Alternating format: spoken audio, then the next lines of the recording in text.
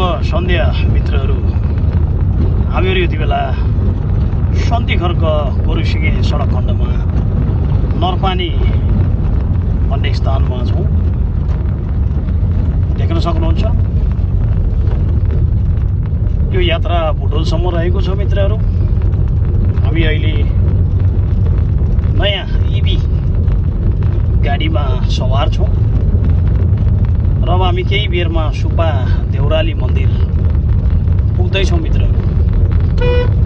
सुब्बा देउराली मन्दिरकै नामले अर्घाखाँची प्रख्यात छ सायद विश्वभरि। यहाँहरूले पनि सुन्नुभएको छ सुब्बा देउरालीको जिल्ला अर्घाखाँची। हामी लुम्बिनी अञ्चलको अर्घाखाँची जिल्लामा छौँ मित्रहरू। र यो पहिला बाटो अहिले पिच गरेसँगै केही सुलभ भएको छ यात्रा। सायद यहाँहरू जो विगतमा यात्रा गर्नुहुन्थ्यो निकै कठिन थियो मित्रहरू यो यात्रा। म पनि करिब 2046 सालदेखि यो बाटो हिँडिरहेको यात्री। हामीहरूले सबै बिहोर्यौँ भनौँ। अझ हामीभन्दा अगाडिका पुस्ताले झन् बढी बिहोर्नु होला। त्यति बेला त बाटै थिएन। 2032 सालमा काशीनाथ गौतमजीको पहलमा यो बाटो बनाइएको थियो मित्रहरू। गोरुसिङेबाट सन्धिखर्क अर्घाखाँचीको सदरमुकाम। र पृष्ठभूमिमा देख्न सक्नुहुन्छ सुब्बा देउराली मन्दिर। यहाँहरू जानुहुन्छ मित्रहरू, दर्शन गर्नुहोस्। म यहाँहरूलाई सुब्बा देउराली मन्दिर प्रत्यक्ष दर्शन गराइरहेको छु। र यो खाँची खोला पुल, यो पुल नबन्दा पनि यो पुल कट्न मात्रै 2-3 घन्टा लाग्थ्यो मित्रहरू। हाम्रो बाल्यकालको यात्रामा हामी सम्झिन्छौँ। साह्रै नै कठिनाइ। पत्थरकोटबाट सन्धिखर्कसम्मको यात्रा करिब 16 घन्टा लाग्ने यात्रा अहिले हामी झन्डै 2-2.5 घन्टामा गर्न सक्छौँ। विकास यही नै हो। र माथि झोलुङ्गे पुल पनि देख्न सक्नुहुन्छ। यो धार्मिक क्षेत्रमा पर्यटकीय हिसाबले पनि झोलुङ्गे पुल निकै परिचित छ मित्रहरू। यहाँहरू पनि अनुकूल मिलाएर सुब्बा देउराली मन्दिर आउन सक्नुहुन्छ। यो मन्दिरमा शनिबार, मङ्गलबार र बिहिबार दर्शनार्थीको घुइँचो लाग्ने गर्छ।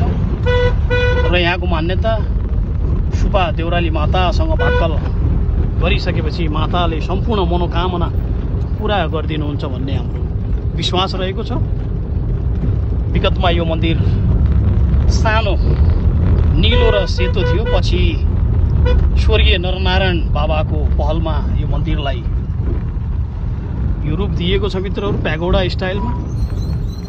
यहाँहरू पनि जहाँ हुनुहुन्छ मित्रहरू, आज माताकै बार बिहिबार यहाँहरूलाई म दर्शन गराइरहेको छु। सुब्बा देउराली मन्दिर अर्घाखाँची जिल्लाबाट। भक्तजनहरूको घुइँचो शनिबार, मङ्गलबार र बिहिबार बढी लाग्ने गर्छ।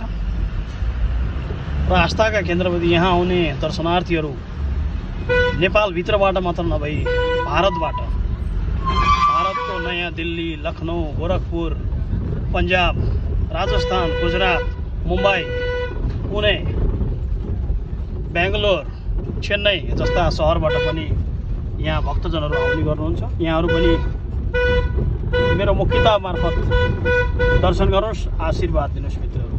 सुब्बा देउराली माता मन्दिर सन्धिखर्क गोरुसिङे सडक खण्डमा यहाँहरूलाई म दर्शन गरिरहेको छु। आज माताकै बारमा माताकै दर्शन गर्नुहोस्। माताले सम्पूर्ण मनोकामना पूर्ण गर्ने हुनेछ।